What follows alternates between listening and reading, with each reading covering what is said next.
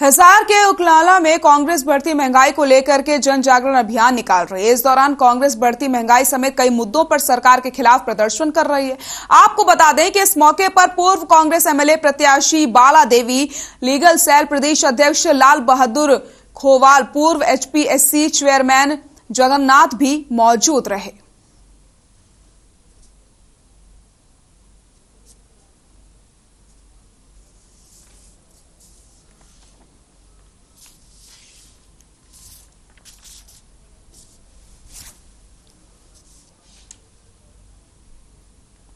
चरखी दादरी के उपमंडल बाढ़ड़ा जन स्वास्थ्य विभाग के कार्यालय के सामने रोष प्रदर्शन कर सरकार के खिलाफ नारेबाजी करी गई। साथ ही साथ बाढ़ड़ा खंड के ट्यूबवेल ऑपरेटरों ने सरकार और प्रशासन को अल्टीमेटम दिया है कि अगर 66 ग्रामीण ट्यूबवेल ऑपरेटर्स को 30 नवंबर तक बहाल नहीं किया गया तो 1 दिसंबर से उपमंडल अभियंता कार्यालय के समक्ष आंदोलन शुरू कर दिया जाएगा। ट्यूबवेल ऑपरेटर्स का प्रदर्शन देखने को मिला है। साथ ही साथ आपको बताते चले, सरकार को अल्टीमेटम भी दे दिया गया है कि 1 दिसंबर से उपमंडल अभियंता कार्यालय के समक्ष आंदोलन शुरू कर दिया जाएगा अगर उनकी मांगे नहीं मांगी गई तो।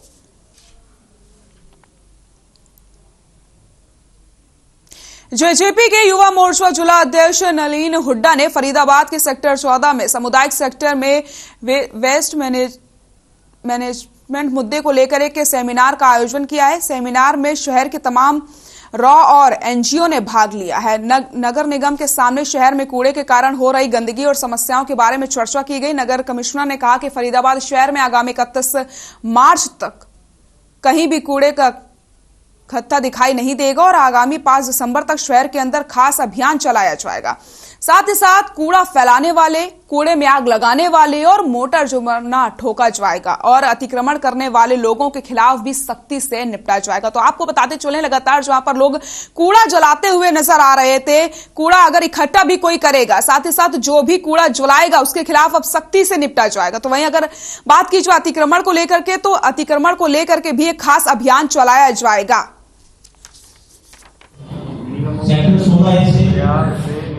मैं धन्यवाद करना चाहूँगा आदरणीय हमारे नगर निगम कमिश्नर साहब का कि उन्होंने एक बड़ा ही अच्छा जो इनिशिएटिव है वेस्ट मैनेजमेंट का और शहर से पॉल्यूशन को कंट्रोल करने का, वो एक बहुत अच्छी दिशा में जा रहा है। तो यूथ को भी या चाहे जो भी वर्ग हो, चाहे वो पॉलिटिकल हो, सोशल हो, जब एक कम्युनिटी लेवल पे उनको समर्थन मिलेगा, सपोर्ट मिलेगा और जैसा कि मैंने अंदर बताया कि जब ये सब चीज़ें हम अपनी हैबिट में इनकलकेट कर लेंगे और किसी और को अकाउंटेबल करने की बजाय हम खुद को अकाउंटेबल करें, तो मैं समझता हूँ कि ये हमारे शहर के लिए सबसे बड़ी सक्सेस। 31 मार्च 2022 तक इस शहर को हम कचरा मुक्त करने जा रहे हैं। यहाँ पर आपको खत्ते नहीं मिलेंगे, यहाँ पर आपको बाहर रोड्स के ऊपर पड़ा हुआ वेस्ट नहीं मिलेगा और ठीक प्रॉपर ढंग से हम हर घर तक पहुँचेंगे और सेग्रीगेटेड वेस्ट कलेक्ट करेंगे, उसको प्रोसेस करके ख़त्म करेंगे। 31 मार्च 2022 तक इस शहर को हम कचरा मुक्त करने जा रहे हैं। यहाँ पर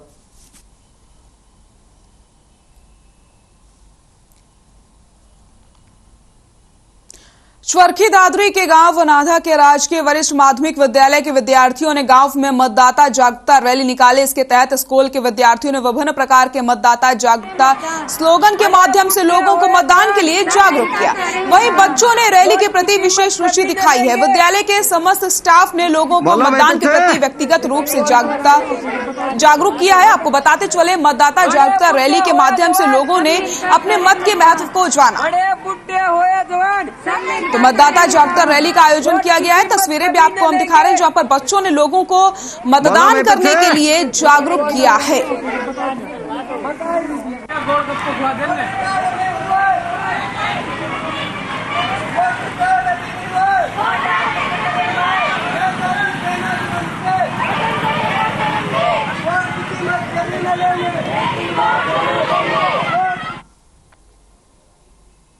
हरियाणा सरकार ने प्रदेश के सभी सरकारी स्कूलों के 11वीं तथा 12वीं के विद्यार्थियों को आगामी सत्र से टेबलेट प्रदान करने का फैसला ले लिया है। इसको लेकर के फतेहाबाद के शिक्षाविदों और विद्यार्थियों में खुशी की लहर देखने को मिल रही है। वहीं उप प्रधानाचार्य अंजू रानी का कहना है कि पिछले काफी समय से कोरोना काल के दौरान स्कूल बंद रहने से बच्चों की पढ़ाई पर बुरा असर पड़ रहा था, लेकिन अब नई तकनीक के साथ साथ बच्चे शिक्षा की जानकारियां हासिल कर सकेंगे। इतना ही नहीं, स्कूल का स्टाफ भी टैबलेट के माध्यम से अपडेट रहने वाला है।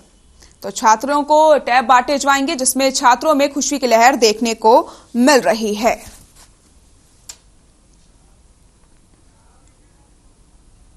महम के सहमाड़ गांव के सरकारी स्कूल में प्रतिभा सम्मान समारोह का आयोजन किया गया। कार्यक्रम का आयोजन सहमाड़ गांव से हॉकी कोच द्रोणाचार्य अवार्ड प्रतिभा के मान सम्मान में किया गया है। गांव के शिक्षक सतीश सिवाच व डीपी राजपाल ने बताया कि कार्यक्रम में गांव के आईएएस लेवल के सभी व्यक्तियों के सम्मान में ये कार्यक्रम किया गया है और छोटे बच्चों के भविष्य को लेकर के इस तरह के कार्यक्रमों का आयोजन होते रहना चाहिए ताकि गांव से अच्छे खिलाड़ी तैयार हो सके। वहीं अर्जुन अवार्ड प्रतिभा ने बताया कि आज मेरे गांव में इतना मान सम्मान मिला है, उसे कभी भूल नहीं पाऊंगी।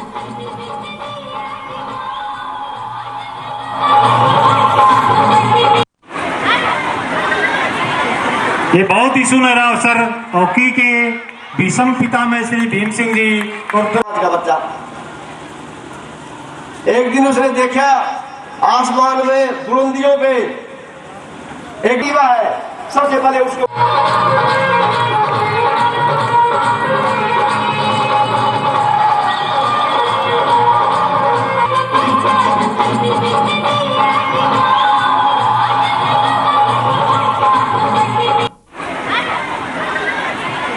ये बहुत ही सुनहरा अवसर हॉकी के आज के कार्यक्रम जैसा राज्यपाल भाई साहब ने बताया कि बच्चों को स्पेशली तो यही था कि बच्चे इंस्पायर हों और इनको देख के हर साल कोई एक बच्चा भी ये ठाने के मेरे को ज़िंदगी में इन्हीं जैसा बनना है, तो हमारे समाज में सुधार आने की पूरी गुंजाइश रहती है। और समाज सुधार इन्हीं व्यक्तियों के सामाजिक कार्यों से होता है। ये लोग ये अपने बच्चों के लिए साथ साथ समाज के बच्चों के लिए आइडियल होते हैं। अब बच्चा इनको अपना आइडियल मान के और समाज में आगे बढ़े और इन जैसा बन जाए। सर जी ऐसा है, इसकी रूपरेखा पिछले लॉकडाउन से पहले दिमाग में मन में एक टीस थी कि सतीश जी हैं, हमारे साथी और हैं कई, जितेंद्र जी हैं, नरेश जी हैं, इनके साथ कई बार ऐसा विचार विमर्श हुआ कि हम गांव में एक प्रतिभा सम्मान समारोह का आयोजन करें। लेकिन कई बार हम स्कूलों में जाके उन बच्चों की लिस्ट भी लेके आए जो फर्स्ट सेकंड थर्ड हैं, ताकि उनको हम गांव की तरफ से मान सम्मान दें और बच्चों में कंपटीशन होगी भाई नेक्स्ट ईयर ये सम्मान ये प्राइज मैंने लेना है, मेरे को फर्स्ट आना है, ताकि बच्चों में कंपटीशन की भावना बढ़े।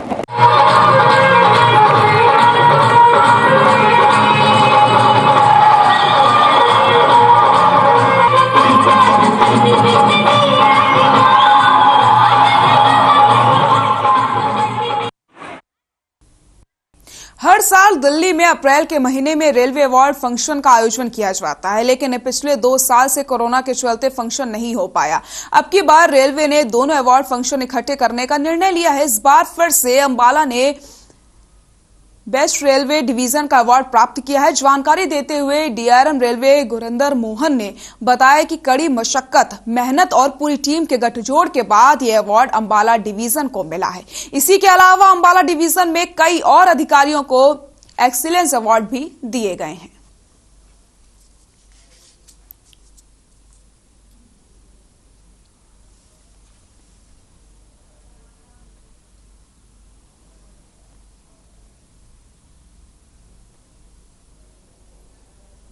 तो बेस्ट रेलवे डिवीजन का खिताब अंबाला को इस बार मिला है। पिछले 2 साल से इस फंक्शन का आयोजन नहीं हो पा रहा था कोरोना की वजह से, लेकिन इस बार दोनों साल का फंक्शन एक साथ किया गया है, जिसमें अंबाला को बेस्ट रेलवे डिवीजन का खिताब मिला है।